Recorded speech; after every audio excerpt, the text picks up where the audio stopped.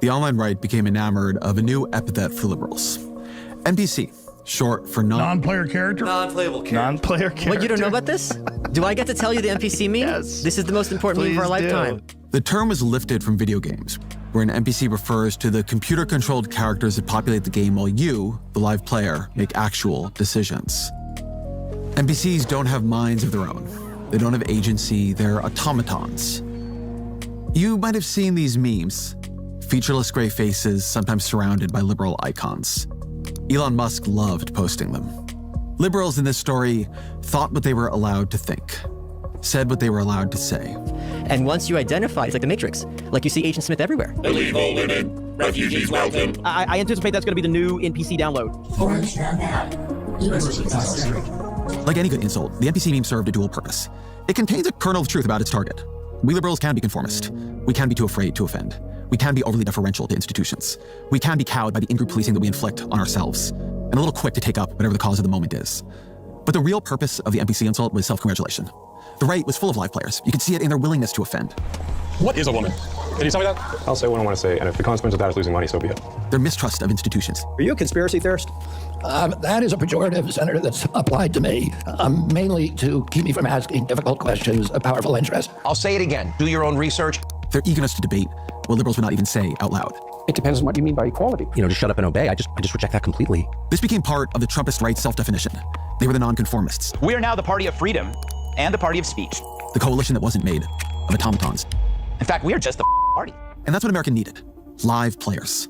And here we are in 2025. And at this point, I'm willing to concede at least half the argument. American politics does have an NPC problem, possibly a lethal one, but it's not on the left. I can make a generous case for a lot of what the Trump administration is on some level trying to do, or at least saying they're trying to do. Government is too gummed up by process and protocol. It is too hard to hire and fire in the civil service. Even if I agree with the goals of many DEI programs, and I do, many of them don't achieve those goals. Some of them make the problems they seek to fix worse. There hasn't been rigor at looking at which is which and getting rid of the bad ones. There is actually a good argument for auditing USAID. We probably should convert more of what that agency spends to cash grants and direct public health support. And yes, how the government manages software procurement and builds and maintains digital services is hopelessly cumbersome. I was saying all this before the election too. All of it is well known, including among liberals. Many liberals have spent a lot of time trying to think about how to fix these problems. And so it is a genuine failure of Democrats that they did not put more energy into making the government faster and better and more responsive when they were in charge. How the hell did the Biden administration pass $42 billion for broadband in 2021? Let us agree, in the 21st century in America, high-speed internet is not a luxury, it is a necessity. And have basically nothing to show for it by November of 2024. That is a Wawa station back there behind me. They recently got $733,000 to build an EV charging station. Unfortunately, all you see right now are gas pumps, though. How did they get $7.5 billion? If I go and look up these things, are these all like 10-year plus projects, or for electric vehicle chargers, but only build a few hundred of them by the end of their term? It seems that everything is going a little slower than anybody thought. Why is it all so slow? Democrats became champions of a government that often didn't work.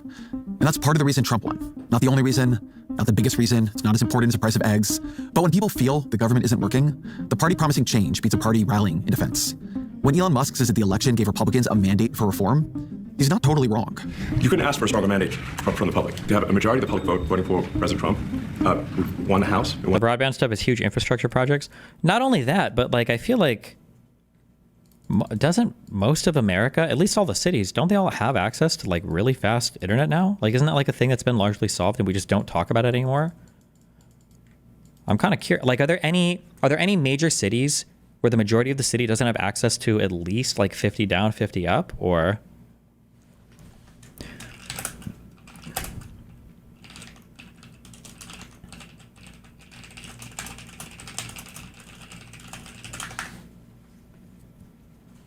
Did you have fiber in Nebraska? No, but not to be an elitist, but like, actually, this even applies to me. Well, actually, no, it doesn't. Now it does. Yeah, most consumers don't need fiber internet. I think coax does 600 down now, at least 300 down. But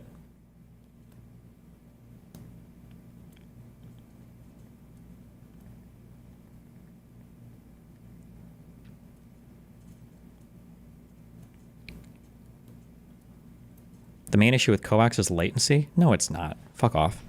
You still run fiber to the plant for sure. Sometimes I think even to the nodes, and then they do coax to the house.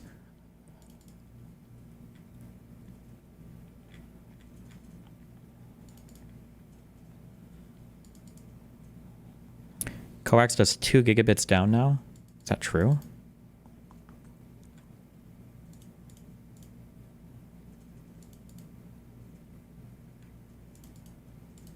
In the Senate, the people voted for major government reform. There should be no doubt about that. But look at how Musk justifies that mandate. The proof is that Republicans control the House and the Senate. So why not write some bills? Sure, Republican majorities are narrow, but bipartisanship here, it wasn't out of the question. Democrats were defeated and ready to deal. Their own voters wanted them to deal.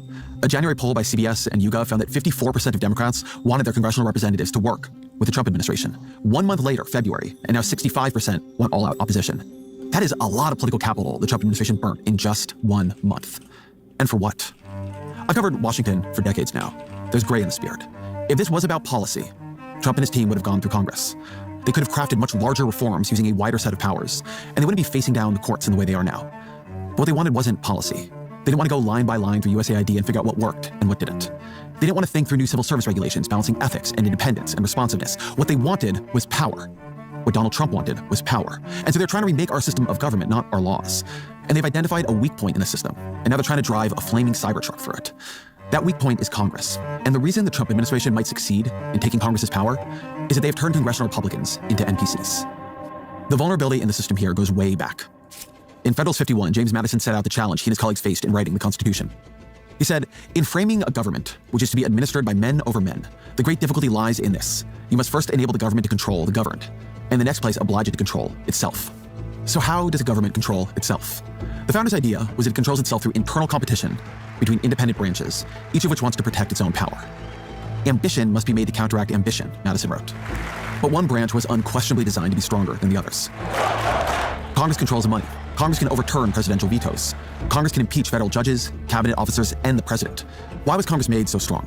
Because Congress reflects a second, and in some ways the more important and enduring form of fracture the founders imagined. Our political system was designed to fracture power by place. Senators are elected by states. The House is sliced up into geographically bound districts.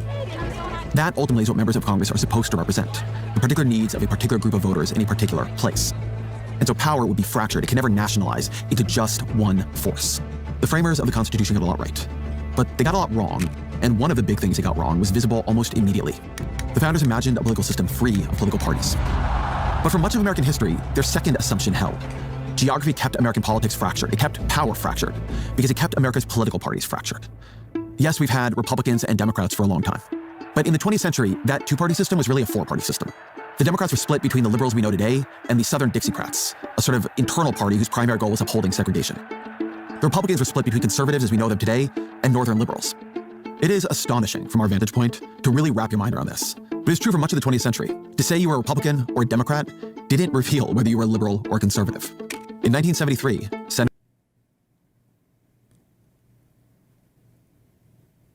I want to say this was almost true up through like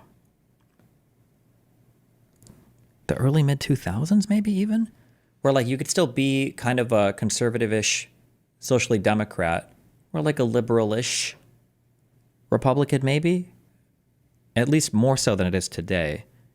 Somebody's saying Reagan changed it. Maybe with, I mean, I would know what it was like before then because I wasn't alive, but.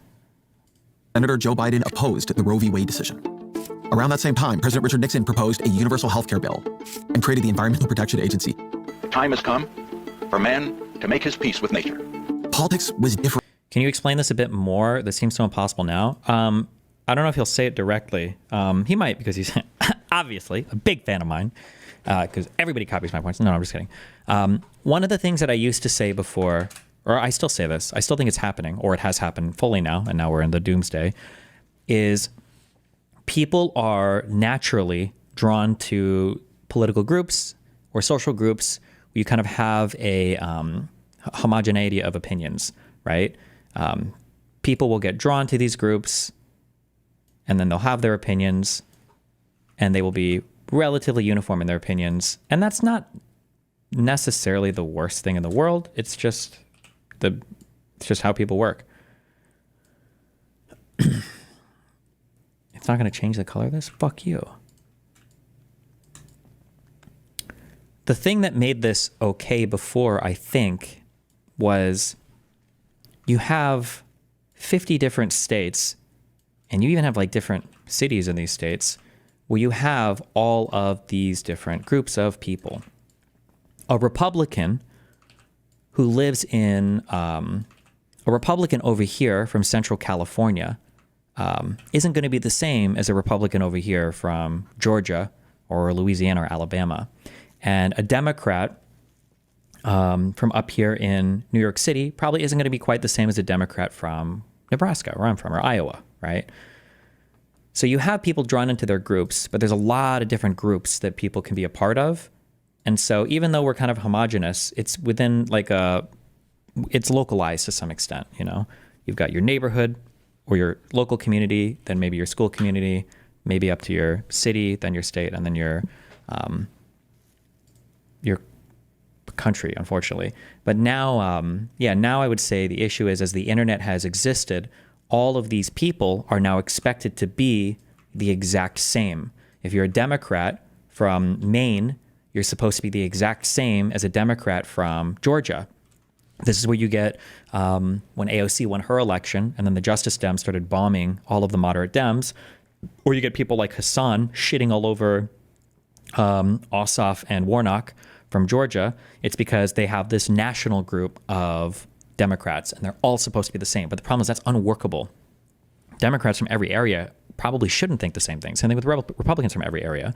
So you end up with this huge, these huge groups on both sides that are massive. They span the entire country, but they're also relatively homogenous in opinion, which is, I think, unhealthy. I think it's not good. And it makes it so there's way less room for disagreement. And then with disagreement and tension comes, I think, a moderating effect, kind of.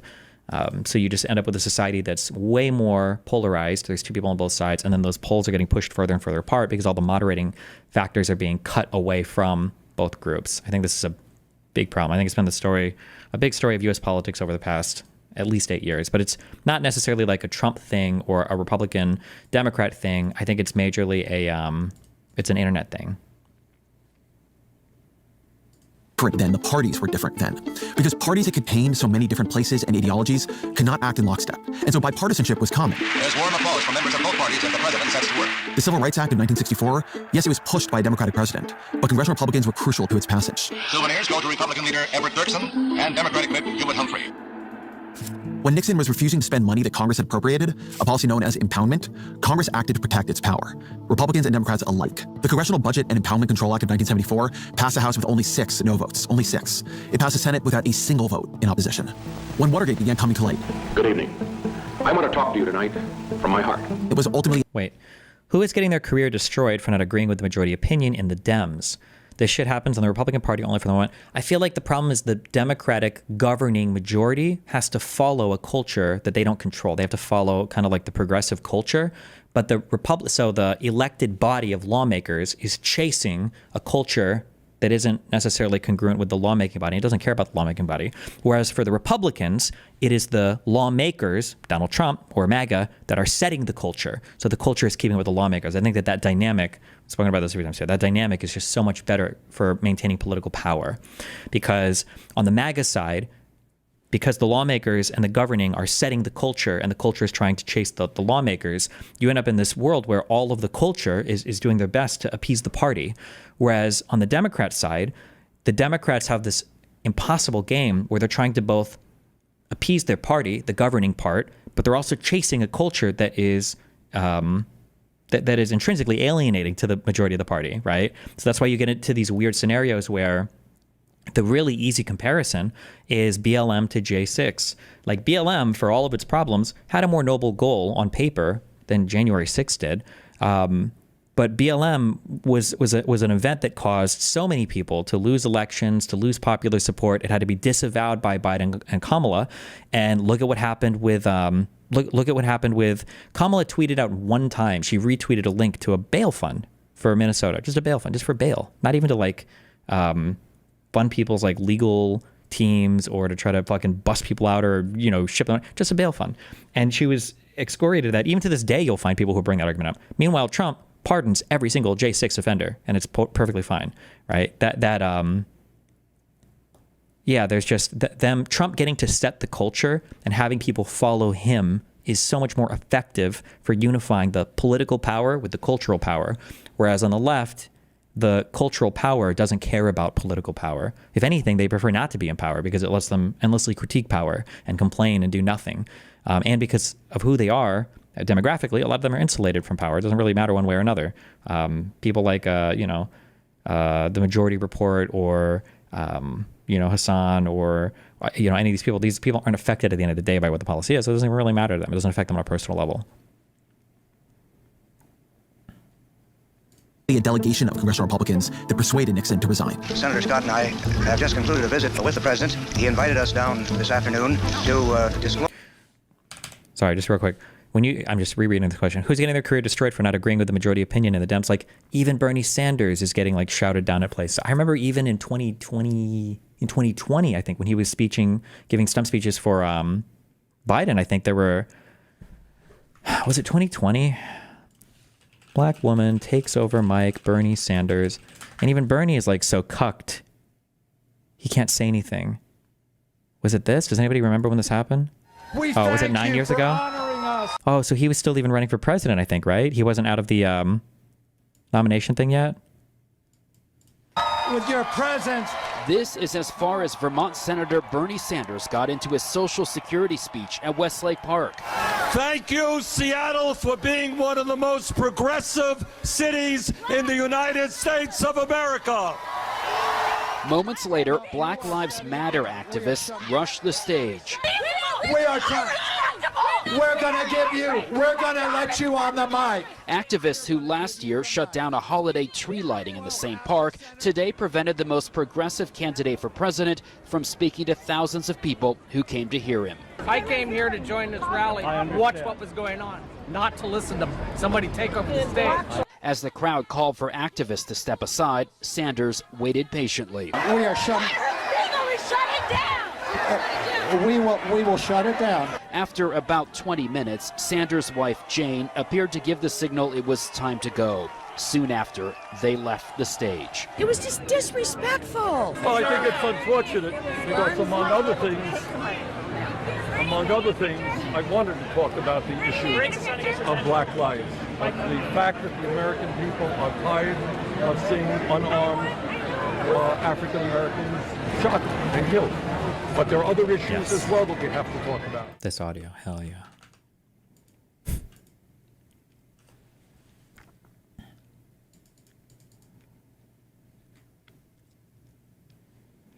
Destiny, is the meme of coastal elites true, or is that a right-wing bastardization of demographics of liberals? No, it's absolutely true. But that's a result of there's coastal elites and there's farmer dipshits, whatever you want to call them. Everybody has their thing where Democrats, the coastal elites, people that live in cities, probably view people that live in rural communities way too unfavorably.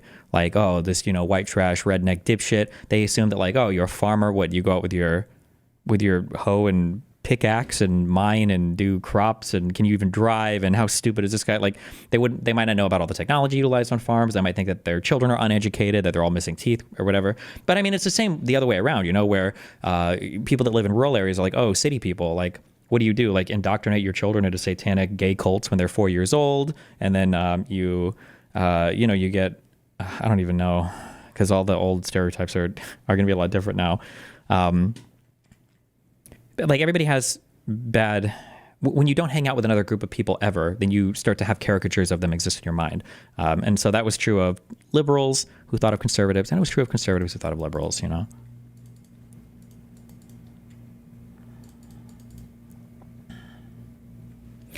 Somebody said, I would imagine you're also heavily insulated from the political climate. What is your motivation to fix the system rather than feeling it? I don't know. I just have a different value system, I guess. Or I think there are aspects of this country that I really like, that I appreciate, more than just personal enrichment or, I don't know. It stems from my philosophy, I guess. Or maybe I am trying to be an agent of chaos. Who knows? Just kidding.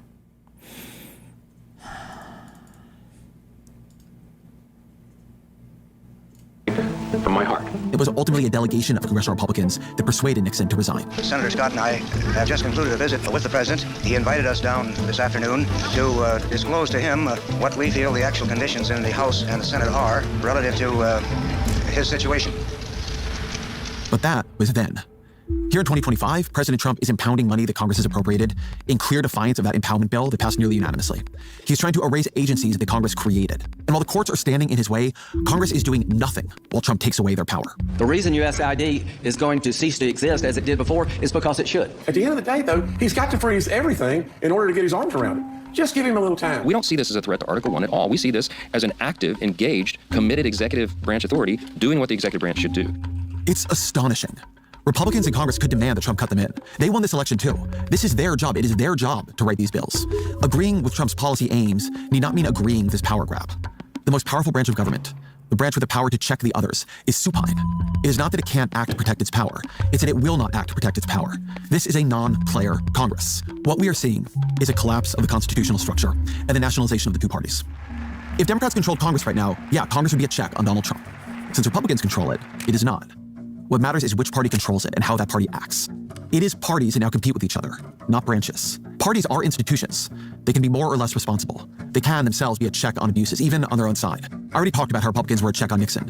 In 2005, President George W. Bush nominated his White House counsel, Harriet Miers, to the Supreme Court. I asked the Senate to review her qualifications thoroughly and fairly, and to vote on her nomination promptly. And she had to withdraw because the Republican-controlled Senate found her unqualified and ideologically unreliable.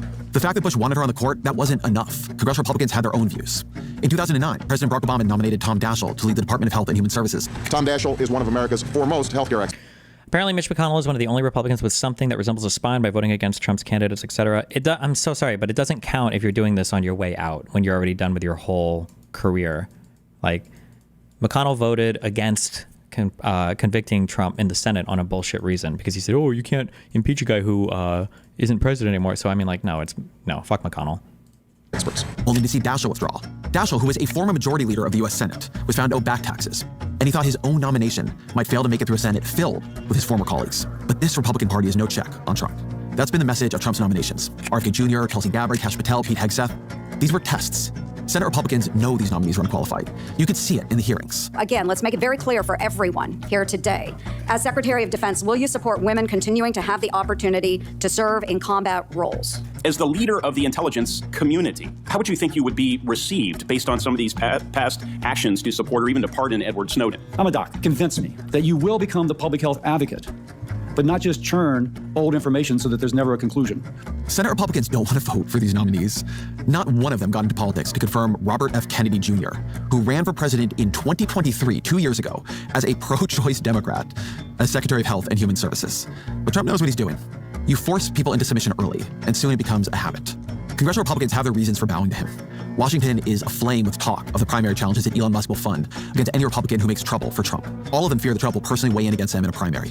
What an unbelievably strange life. To rise as far as they have in politics, to wield as much power as they could, and to be as afraid as they are. The NPC critique got something right. There are real dangers to conformity. Political parties, even presidential administrations, are stronger when they can hear contrary voices. A multi-party system would be far more preferable in this situation, right? Even if it leads to majority rule, at least some parties could rebel. I don't know. I don't want to overplay just knowing select histories or whatever, but there's actually one. Okay, well, for whoever's here for reading hour, there's one huge thing I think in Weimar Republic Germany that seemed to be a big issue with their parties. They had a multi-party system, but I don't think the multi-party system helped that much. And in some ways, it almost hurts a little bit. I can see pros and cons for both. So, for instance, multi-party systems might keep your parliament less radical, maybe, but it makes the parties maybe more radical because there's a multi-party system. Whereas in the United States, having only two parties could help moderate the parties a bit, maybe, because you have a single party trying to appeal to so many different voters, right? And you're not going to be able to form a coalition government. In the U.S., you literally have one party on each side. Like, I can see there being like pros and cons both ways.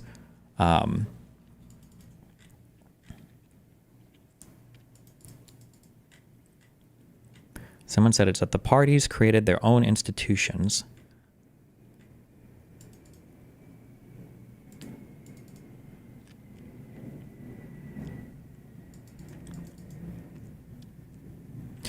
I think one of the interesting things that Evans does in his book is he analyzes each of the parties, and he talks about each of the parties' commitments to the idea of the democratic Weimar Republic. And I think that's an interesting way to look at it. So of the parties that exist, I think there were 3 that he identified. I'm not going to remember their fucking names, but it was like he called it the Weimar, the 3 Weimar parties. It was the Center Party, was it the Social Democrats, and then was it the one other one? I don't remember. There were 3 parties that he identified. But then he went through, he goes through each of the other parties, and he talks about how, most of these people, and I think by the end of the 20s even, most of the people who were voting in Germany were not voting for political parties that were actually supportive of the institution of the Weimar Republic, the democratic establishment of the Weimar Republic. Regardless of what they were voting for politically, ideologically, most just weren't for that institution of the Weimar Republic existing. And I think when you go back and you look at our modern, when you look at what's existing politically today, I think there's a big issue in that none of the Republicans right now support the United States, I guess, as it was founded constitutionally. But there isn't like a huge defense on the left, and there hasn't been, of the U.S. as well. So when you look at the people that exist in government, it seems like everybody for a long time has been calling the government completely corrupt, bought and paid for by lobbyists and donors. Citizens United destroyed it. Everything is ruined, and billionaires run everything. And when you have both sides constantly attacking the system, well, if you're on the right, or even if you're on the left, or if you're undecided and you're looking at the government, and now Democrats are saying, hold on, Republicans are trying to destroy the government. And it's like, trying to destroy the government. I thought you said the government has been bought and paid for and owned by billionaires and destroyed by lobbyists and corrupt for decades anyway. So what does it matter, right? Like, I think that's a big issue. You don't really have any big defenders of the system of the United States right now. At least they're not vocal. So I think that's a huge problem. Using his billions to scare congressional Republicans into supporting everything Trump does. Yeah, it makes Trump look stronger now. It might make him and the country a whole lot weaker later if those same nominees fail and he is blamed for the disaster. Or if the Treasury payment system breaks and he is blamed for the chaos. In the short term, having unanimity makes you look strong. In the long term, success is what makes you strong. It would be good right now. Good for their party, good for the country. If Republicans displayed the values they once claimed to prize. Wait, somebody said in chat, proportional representation as we have in Europe tends to favor the right as the left is more prone to fragmentation. This is, of course, a generalization. I thought it was the opposite. Or what you're saying is true, but it's because the left isn't prone to fragmentation. It's that the left is prone to high population areas and they're more centered. If there was an easy map to show this, I would appreciate it. But like, I think in the United States, if you look at the distribution of Democrats and conservatives throughout the United States, when a conservative lives in a conservative district, that district is like 60-40 or whatever. But when a liberal lives in a liberal district, that district is like 80-20, and they're high population. So what happens is this is why I don't fight against gerrymandering that much, why I believe it's kind of a lost cause. It's because you kind of have to gerrymander on either side to keep anything fair, because if you just drew ordinary natural districts, liberals would be at a disadvantage every time, because I think liberals tend to live in higher concentration liberal areas just by virtue of how cities and populations work. So conservatives always have a natural advantage when it comes to drawing districts, because the populations tend to be more spread out, and it's not quite as conservative as the liberal areas are liberal, I believe. Yeah, it makes Trump look stronger now. It might make him and the country. Political parties, even presidential administrations, are stronger when they can hear contrary voices. Musk using his billions to scare congressional Republicans into supporting everything Trump does. Yeah, it makes Trump look stronger now.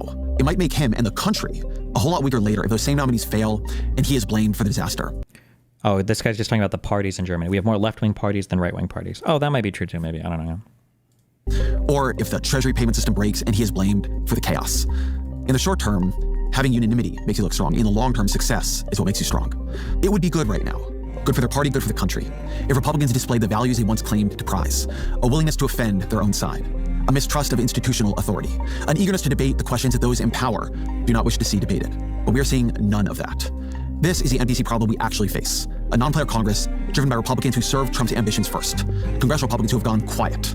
We are left relying on the courts, and yeah, that may work. But this is not the system working. It's a system failing.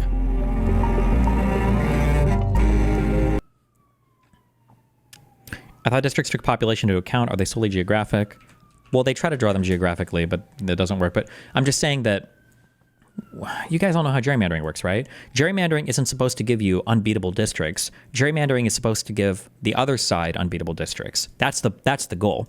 If you gerrymander well, then that means that the other side has districts that they'll never lose because they have like 80% of the population in those districts, and their districts are all like 55, 45. There's got to be like a CGP Grey. I know we've watched these before.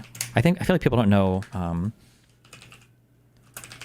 what gerrymandering is supposed to do. It's not supposed to give you massive, huge districts that can never be lost. It's supposed to give the other side like 1 or 2, basically. Fuck, there was like a cute little graph. Is it going to be here? No.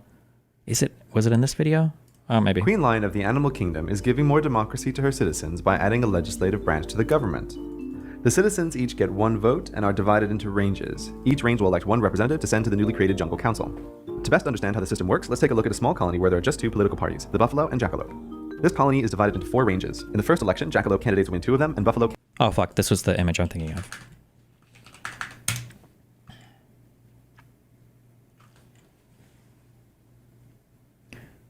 50 precincts. So let's see, I have 50 precincts here. 60% of them are blue, 40% of them are red. So you'd think in an ideal world, if there were no districts, it would just be, okay, well, 60% of the representatives would go to the blue, 40% would go to the red. But then depending on how you geographically draw the districts, like if you were to draw them this way, well, now you have 5 districts from your 50 precincts, right? You've got 5 districts that are drawn, and now blue wins every single time, right? This would be a good gerrymander for blue. If you go the other way and you draw the districts geographically like this, well, now we've given blue some districts that they'll never lose, right? Look how many precincts we have. 1, 2, 3, 4, 5, 6, 7, 8, 9 blue precincts and 1 red precinct, right? And then same thing over here. But then the red ones have enough of a majority to win in these districts. So now with 5 districts here, 3 red wins and 2 blue wins, right? But the issue with gerrymandering is like, well, what is a fair district? How do you even draw a fair district? It's challenging, you know? What is the Northern Star for drawing maps ideally? I don't know. I almost think it's just a system that shouldn't exist. They should just do it like by state or something. It's like, it seems very, I don't know what it means to fairly draw any of these maps.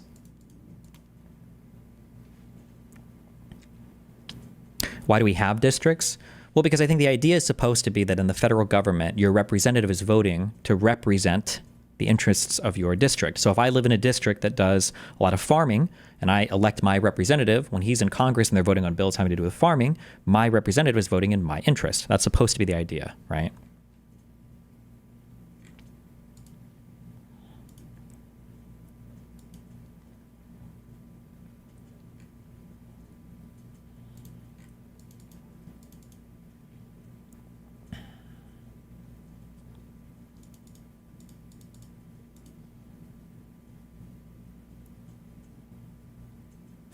Oh, what's this?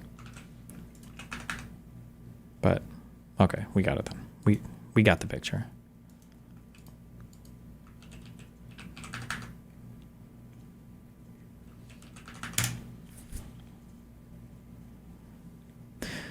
Destiny, but Ezra's point is that because Trump controls the party so much, that isn't happening. True. That is true. However, we have to remember, and this is like the hard thing. Fuck. I would actually really like to talk to Ezra about this if I ever get to. People like Ezra Klein, or he's probably aware of this, I would imagine, I think. People keep talking about checks and balances, and people keep talking about how do you design the system to make sure that one side can't overrule the other side. It's supposed to be designed with everybody playing more or less within the bounds, maybe a little fuzzy at the edges, in mind. Everybody should be playing by the rules. You cannot design a foolproof system. It's impossible. You can't do that, because if people really want to break a system, then they're going to break it. It's words on paper at the end of the day. It's words on paper at the end of the day. Fuck. What was that one Scalia speech? Does he talk about this? I think we haven't watched this in a while.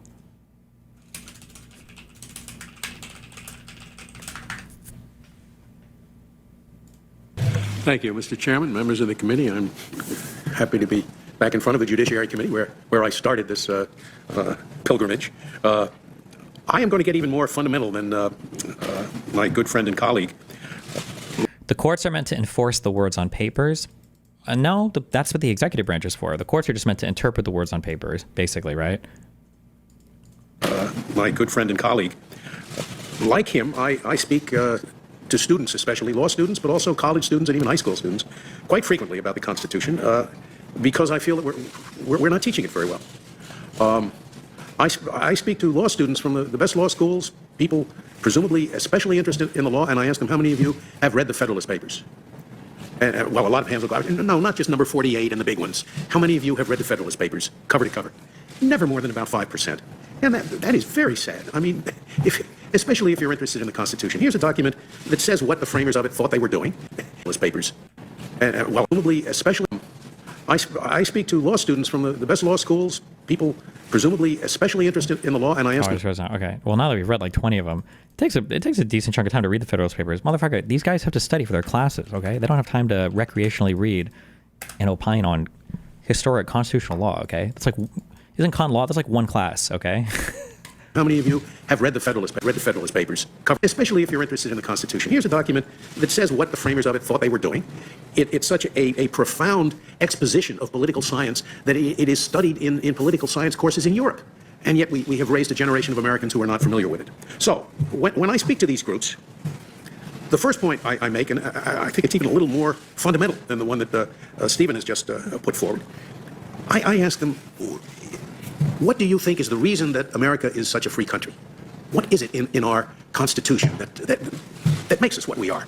And I guarantee you that the response I will get, and you will get this from almost any American, including the woman that he was talking to at the supermarket, the answer would be freedom of speech, freedom of the press, no unreasonable searches and seizures, no quartering of troops in those marvelous provisions of the Bill of Rights. But then I tell them, if you think that a Bill of Rights is what's... Oh, fuck. Now that we actually have read some of these and everything, now I agree with this a trillion times more.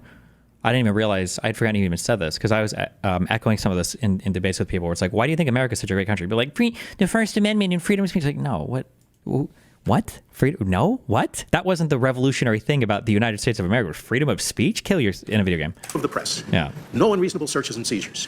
No quartering of troops in those marvelous provisions of the Bill of Rights. But then I tell them, if you think that a Bill of Rights is what sets us apart, you're crazy. Every banana republic in the world has a Bill of Rights. Every president for life has a Bill of Rights. The Bill of Rights of the former evil empire, the Union of Soviet Socialist Republics, was much better than ours. I mean it literally. It was much better. We guarantee freedom of speech and of the press. Big deal. They guaranteed freedom of the speech, of the press, of street demonstrations and protests, and anyone who is caught trying to suppress criticism of the government will be called to account. Whoa, that is wonderful stuff. Of course. Just words on paper. What our framers would have called a parchment guarantee. And the reason is that the real constitution of the Soviet Union, you think of the word constitution, it doesn't mean a bill, it means structure. Say a person has a sound constitution, has a sound structure. The real constitution of the Soviet Union, which is what our framers debated that whole summer in Philadelphia in 1787. They didn't talk about the Bill of Rights. That was an afterthought, wasn't it? That constitution of the Soviet Union did not prevent the centralization of power in one person or in one party. And when that happens, the game is over. The Bill of Rights is just what our framers would call a parchment guarantee. So the real key to the distinctiveness of America is the structure of our government. One part of it, of course, is the independence of the judiciary. But there's a lot more. There are very few countries in the world, for example, that have a bicameral legislature. Oh, England has a House of Lords for the time being, but the House of Lords has no substantial power. They can just make the Commons pass a bill a second time. France has a Senate, it's honorific. Italy has a Senate, it's honorific. Very few countries have two separate bodies in the legislature equally powerful. That's a lot of trouble, as you gentlemen doubtless know, to get the same language through two different bodies elected in a different fashion. Very few countries in the world have a separately elected chief executive. Sometimes I go to Europe to talk about separation of powers. And when I get there, I find that all I'm talking about is independence of the judiciary. Because the Europeans don't even try to divide the two political powers, the two political branches, the legislature and the chief executive. In all of the parliamentary countries, the chief executive is the creature of the legislature. There's never any disagreement between them and the prime minister, as there is sometimes between you and the president. When there's a disagreement, they just kick them out. They have a no-confidence vote, a new election, and they get a prime minister who agrees with the legislature. And, the Europeans look at the system and they say, well, it passes one house, it doesn't pass the other house. Sometimes the other house is in the control of a different party. It passes both, and then this president who has a veto power vetoes it, and they look at this and they say, it is gridlock. And I hear Americans saying this nowadays, and there's a lot of it going around. They talk about a dysfunctional government because there's disagreement, and the framers would have said, yes, that's exactly the way we set it up. We wanted this to be power contradicting power. Because the main ill that beset us, as Hamilton said in the Federalist, when he talked about a separate Senate, he said, yes, it seems inconvenient, but inasmuch as the main ill that besets us is an excess of legislation, it won't be so bad. This is 1787. He didn't know what an excess of legislation was. So unless Americans can appreciate that and learn to love the separation of powers, which means learning to love the gridlock, which the framers believed would be the main protection of minorities, the main protection. If a bill is about to pass that really comes down hard on some minority, they think it's terribly unfair, it doesn't take much to throw a monkey wrench into this complex system. So Americans should appreciate that, and they should learn to love the gridlock. It's there for a reason, so that the legislation that gets out will be good legislation. And thus conclude my opening remarks.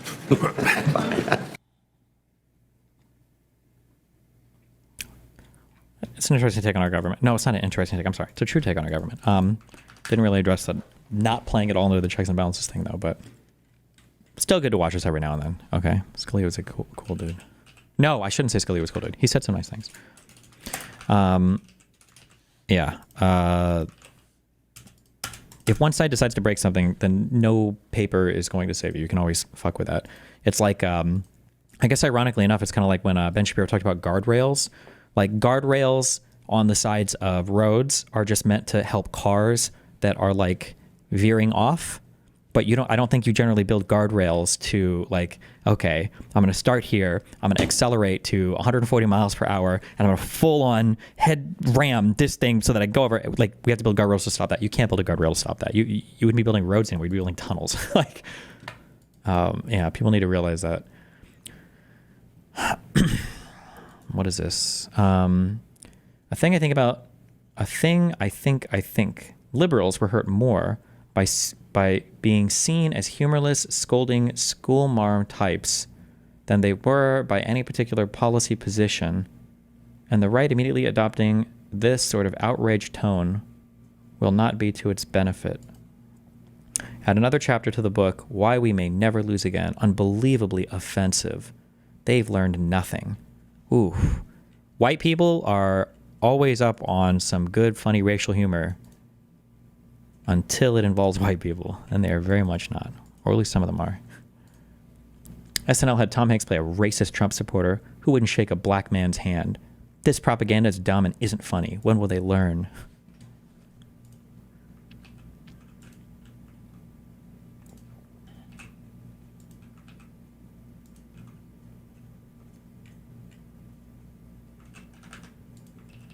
This is the segment in question. Thank you. Hey, speaking of church, can I say... One day I'll be able to adjust the volume of my Twitter videos again. Maybe if I ever download Firefox. This is so old. Yeah, how old is this clip even? This isn't like a decade old, right? I don't think Tom Hanks that old, is it? Is this? This is from 2016. Is this like a decade old? Tom Hanks, MAGA. Well, it can't be a full decade, right?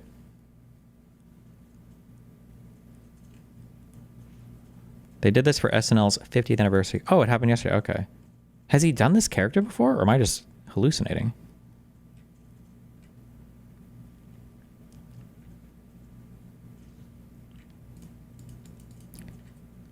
He has. He's done it before. Okay. Oh. Wait, right here. Hot sauce. Oh, okay then. Duh. Well, what is? I don't think so. That's how they get you. Yes. Yes. Fuck. Should we watch this? Wait. Conservative triggered over an 8-year-old video and they didn't realize why. Well, no, I think they did another one of these 2 days ago or something. They did a newer one. Hold on. I'm so confused now. Wait. So this joke was from the older one. Did they redo the joke, or? Well, we'll watch the newer one, I guess, after this. Yeah.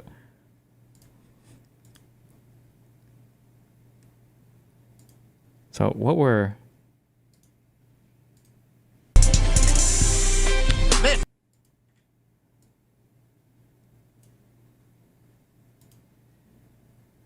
What is it? Okay. What is this episode that happened? There's quite a few people calling out Tom Hanks for his portrayal of racist Southern Trump support. Like, did they actually reshoot a new skit, or were they just showing clips of an old skit? order on Saturday. Explain it to you. They reenacted them. They reenacted them. Why would you? Oh, that's weird. Why not just fucking show reruns? It was a best of episode. Yeah, but why would you do a best of episode where you? Well, or never mind. I don't know. What the fuck do I know? This guy needs to be studied. What's going on here? Got questions? Shouldn't it be at least Mama's got answers? Because it's you. Is the reason why conservatives got offended because they don't like the fact that Joe is the rural MAGA people are similar to blacks culturally? This doesn't seem offensive at all. What? Don't ever ask conservatives to do any kind of cultural analysis. Conservatives probably saw a clip and they thought that they were just making fun of white people, and then that was the joke, and then they get really mad at it. That's it. Reenactment. Maybe if I watched the whole thing, I would get it. I just don't like most SNL, okay? I don't... All right, we're going to take a break. When we return to Black Jeopardy, we will see if anyone has watched any of... That was painful compared to the old one? Yeah. I don't know. Whatever. I'm not a big SNL guy. I'm sorry. One more of these, and then we're done.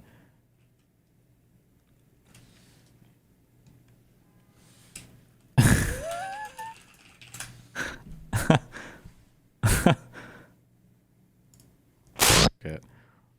A lot of the Chappelle show skits were pretty good. Okay.